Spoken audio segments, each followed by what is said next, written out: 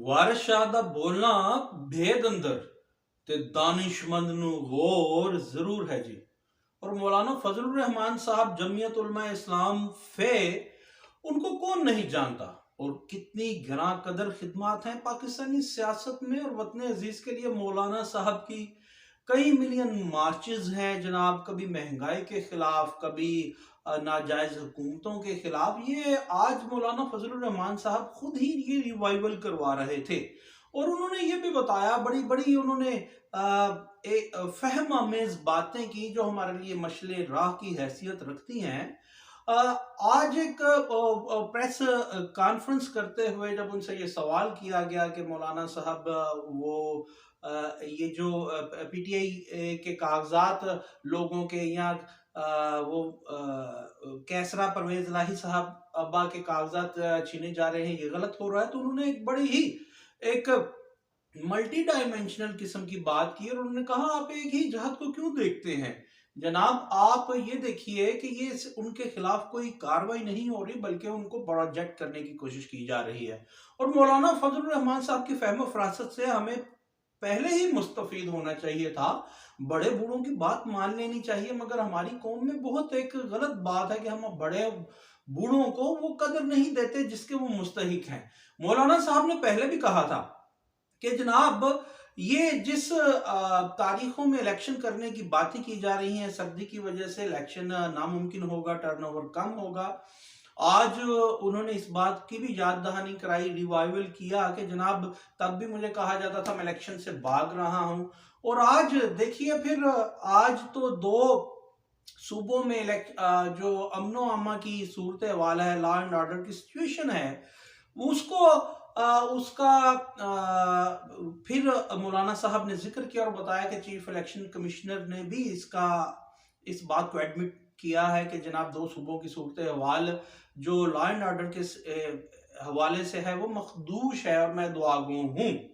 अब देख लीजिए, बड़े बूढ़ों की मान ली होती तो हमें पता, हम शायद इलेक्शन को एक्सटेंड कर देते उसकी डेट को और तमाम लोग इलेक्शन का राग लाप रहे हैं। मगर मौलाना साहब ने आज ये बताया है, उन्होंने कहा है कि जनाब ये जो इलेक्शन का राग अलाप रहे हैं, मैं भी इलेक्शन चाहता हूं, मैंने भी इसके लिए कोशिश की है, मगर इलेक्शन के लिए साजगार माहौल तो फराहम किया जाए। साथ ही साथ उन्होंने ये कहा कि तमाम फैसले तो बड़े करते हैं। उन्होंने कहा कि अगर मेरा एक कारकुन जख्मी हुआ या खुदा न खास्ता शहीद हो गया तो उसका जिम्मेदार chief election commissioner of Pakistan और चीफ जस्टिस ऑफ पाकिस्तान होंगे। उन्होंने साथ ये भी कहा कि जनाब अगर इलेक्शन कमीशन आजाद इदारा है तो फिर सुप्रीम कोर्ट को बुला करके डायरेक्शन क्यों देना पड़ी, और सुप्रीम कोर्ट के डायरेक्शन पे election commission election schedule announce करता है तो फिर वो कहां का आजाद इदारा है।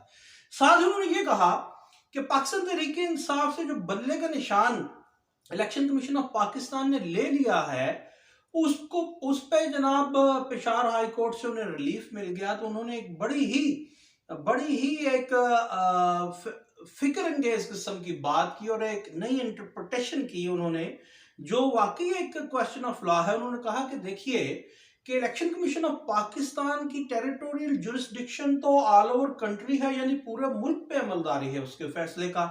और पेशावर हाई कोर्ट का जो जुरिस्डिक्शन है वो तो उनका जनाब उनका सूबा है।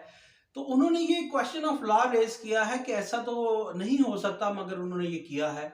अब ये क्वेश्चन ऑफ लॉ अपनी जगह, मगर इसके साथ ही सवाल दर सवाल पैदा होता है कि जुल्फकार अली भुट्टो को भी लाहौर हाई कोर्ट लाहौर से फांसी हुई थी। अब मान लीजिए कि जनाब वो Zulfikar Ali Bhutto prime minister of Pakistan थे, उनकी जो टेरिटोरियल जुरिस्डिक्शन थी वो तो पूरे मुल्क पे थी। चलो ये भी मान लेते हैं कि उस वक्त इस्लामाबाद हाई कोर्ट नहीं था, मगर फेडरल हमारा जो था वो जनाब वो उसको फेडरल में ही देखा जाना चाहिए था।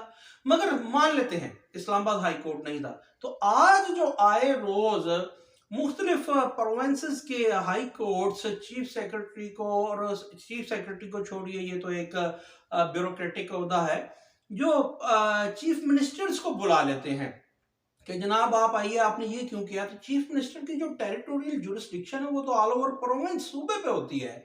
तो जनाब ये वो क्या कहते हैं कि फिर हाई कोर्ट्स उन्हें बुला लेती हैं।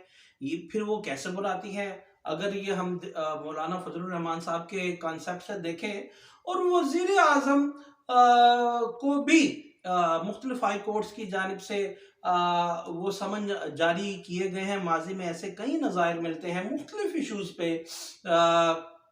तो फिर क्या वो हाई कोर्ट्स, वजीर आजम जिसकी टेरिटोरियल जुरिस्डिक्शन पूरा पाकिस्तान है, तो एक सूबे का हाई कोर्ट उनको कैसे समन कर सकता है? ऐसे नज़ायर तो मौजूद हैं।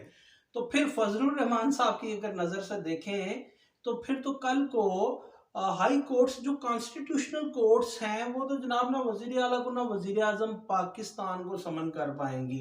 तो उनकी ये बात समझ नहीं आई। दूसरी जानब उनकी एक और बात भी शायद ज्यादा मुफस्सल तशरीह की मुतकाज़ी है कि उन्होंने कहा ये जो अफगान मुहाजिरीन की वापसी का सिलसिला है, मेरी इसमें कोई दो राय नहीं, मगर मैं इसमें एक ख़ास नज़र से देखता हूँ। और मैं कहता हूँ कि 40 बरस से वो मुहाजिर आए थे, हमारे मेहमान रहे हैं। तो ये सिर्फ एक मुल्क का मामला नहीं, दोनों ममालिक को बैठ करके ऑन बोर्ड आकर के इसका स्केजुअल बनाना चाहिए। ये भी बात बड़ी अजीब है कि कोई 40 बरस आपके घर आके पनाह गजीन रहे, और जब आप उसे निकालना चाहें तो फिर वो आपके सामने एक ऐसा नजरिया पेश कर दिया जाए कि जनाब अब पहले जाके इसके बड़ों से बात कीजिए और उनसे मिलके शेड्यूल बनाइए कि जनाब कब इन्हें निकालना है कब नहीं। मगर जैसा कि मैंने आपको पहले बताया कि मौलाना फजलुर रहमान साहब की फहमो फरासत और जय्यद किस्म की फ़कीदुल मिसाल उनकी जो काविशें हैं पाकिस्तान के लिए वास्ते, उन्हें फरामोश नहीं किया जा सकता। अब बड़े बुजुर्गों की बात को समझने के लिए भी तो बड़े दिमागों की ज़रूरत है। शायद हमारा दिमाग छोटा है, आप में से किसी का अगर दिमाग बड़ा है तो आप इन बातों को सोचिए, और सोचिए कि क्या इलेक्शन होने जा रहे हैं पाकिस्तान में, हो रहे हैं, और अगर हो रहे हैं तो मौलाना साहब क्या फरमा रहे हैं, उसका क्या जवाब है।